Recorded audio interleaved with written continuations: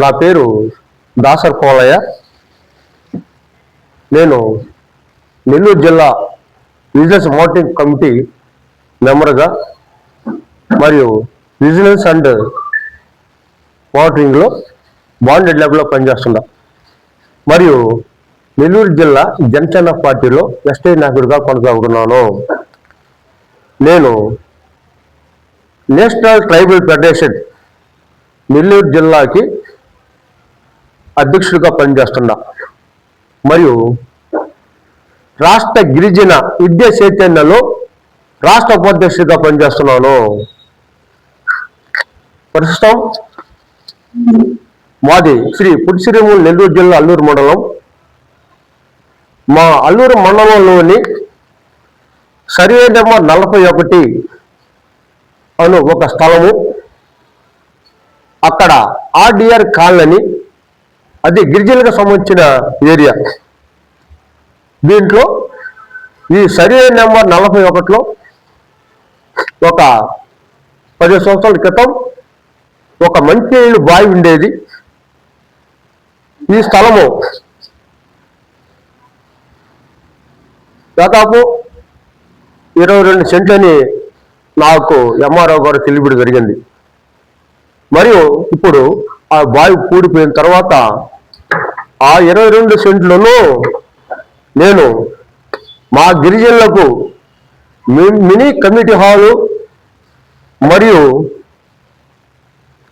Water plant కట్టిద్దామని నేను 3/11/25లో స్పందన కార్యక్రమంలో కలెక్టర్ గారికి అర్జీ ఇవ్వటం జరిగింది.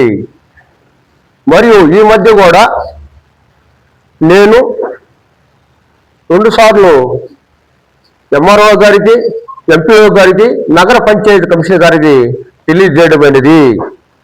మరియు అక్కడ ఉన్న ఈ సర్వే నెంబర్ 41 పక్కన ఉన్న స్థలము జనవనరుల శాఖ అని తెలిసి చెప్పడం జరిగింది. ఈ ఇరిగేషన్ మరియు R&B మరియు రెవెన్యూ స్థలంలో కొంతమంది ఆక్రమించి వాటి మీద బంకులు పెట్టడం మరియు షట్టర్స్ పెట్టడం జరిగింది. కానీ అక్కడ ఒక పొలాలకు పోయే పెద్ద కాలువ, జనవరుల కాలువ ఉంది. వాళ్ళు రాత్రులే మట్టితో పూర్తి చేసి ఆ కాలువని దాని మీద ఈ బంకులు ఏర్పడటం, ఈ షట్టర్స్ ఏర్పడటం జరిగింది. మొన్న కూడా మా ఎమ్మెల్యే గారైన శ్రీ దగ్గుబాటి కృష్ణారెడ్డి గారికి ఒక అర్జీ తెలిపాను. అదే మాదిరిగా ఏమిటి ప్రభారెడ్డి గారు మొన్న మా అల్లూరు వచ్చి సెంట్రల్ మీటింగ్స్ ఓపెన్ చేసినప్పుడు కూడా నేను అర్జీ సమర్పించడం జరిగింది. సార్, మా గిరిజనులకు గతంలో మీరు మీ దగ్గరికి వచ్చినప్పుడు మీరు గిరిజనులు ఎక్కడున్నా సరే నేను వాటర్ ప్లాంట్ పెట్టడం చేపిస్తానని చెప్పడం జరిగింది సార్ అని చెప్పడం, దాంట్లో అర్జీ రాసడం జరిగింది. అదే మాదిరిగా నన్ను కూడా వచ్చి ఇరిగేషన్ డిపార్ట్మెంట్ అయినా ఈఈ గారు నెల్లూరు వారికి తెలియజేసినప్పుడు వాళ్ళు కూడా లెటర్ ఇచ్చి వచ్చాను. అదే మాదిరిగా అల్లూరులోని ఏఈ ఇరిగేషన్ వారికి చెప్పాను. మేము కూడా స్థలం ఆపుతామన్నారు. కానీ అక్కడున్న ప్రభుత్వం వారు ఇంతవరకు దాని గురించి పట్టించుకోలేదు. మరియు నేను పోయిన వారంలో నేను 100కి ఫోన్ చేసి వచ్చినప్పుడు పోలీసు వాళ్ళు వచ్చి ఇది గవర్నమెంట్ స్థలం అయ్యా, మీరు ఎట్టా ఆక్రమిస్తారు అడిగినప్పుడు వాళ్ళు కూడా లెక్క చేయకుండా రాత్రులే వాళ్ళు వచ్చేసి అక్రమణాలకి ఈ ఇరిగేషన్ స్థలము, R&B స్థలము మరియు రెవెన్యూ స్థలం కాబట్టి ఎట్టా వాళ్ళు ఆక్రమిస్తారు.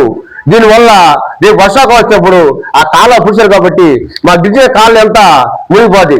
గతంలోనే అదే 22లో ఒకసారి నవంబర్లో వర్షం వచ్చినప్పుడు ఇదే మాదిరిగా గత ప్రభుత్వం కూడా నేను ఎమ్మెల్యే గారి కానీ కలెక్టర్ కూడా అర్జీ పెట్టి, సార్ ఇలాంటి కాలువలు ఇరిగేషన్ కాలువలు వచ్చేసి రోడ్డు పక్కన ఉండడం వలన అవి పూర్తి చేసిన తర్వాత నీళ్ళు వచ్చి మా కాలనీ మునిగిపోతాయి సార్ గిరిజన నుంచి కూడా చెప్పడం జరిగింది. దీనికోసం ప్రభుత్వం శ్రద్ధ తీసుకొని మాకు ఈ విషయంలో తోడ్పడాలని మేము కోరుతున్నాము. మరియు ఈ విషయంలో ఇంతవరకు ఎవరు ప్రకటించగలగలేదు కాబట్టి నేను కోట ప్రభుత్వం అయిన శ్రీ చంద్రబాబు నాయుడు గారి సీఎం గారికి మరియు మా డిప్యూటీ సీఎం అయిన పవన్ కళ్యాణ్ గారి దృష్టికి తీసుకెళ్తారని నేను మిక్కిలి కోరుతున్నాను. ఈ విషయమై ఇంకైనా ప్రభుత్వం వారు దీన్ని సర్వే చేపించి ఎంక్వైరీ చేపించి దీన్ని ఈ గవర్నమెంట్ స్థలాన్ని కాపాడాలని కోరుతున్నాను. మరియు ఇంకోటి ఏంటంటే ముఖ్యమైన విషయము, ఈ స్థలం ముందు ఇరిగేషన్ ఆఫీస్ ఉంది, ఎంఆర్ఓ ఆఫీస్ ఉంది, రిజిస్ట్రేషన్ ఆఫీస్ ఉంది, పక్కన పోలీస్ స్టేషన్ ఉంది. వీళ్ళు ప్రభుత్వం వాళ్ళు కళ్ళు మూసుకొని ఎట్లున్నారు. ఇది ప్రభుత్వ భూమిని ఆక్రమిస్తుంటే దీని మీద ప్రభుత్వం ఇంకా శ్రద్ధించుకోవాలని కోరుతూ మీరు అందరికీ ధన్యవాదాలు తెలుపుతూ మీ ప్రింట్ మీటర్లకి అందరికీ నా యొక్క ఉదయపడుతూ తెలుపుతూ ఈ సమయంలో నమస్కారం తెలియజేస్తూ ఇది అందరికీ చేయాలని కోరుతున్నాను సార్.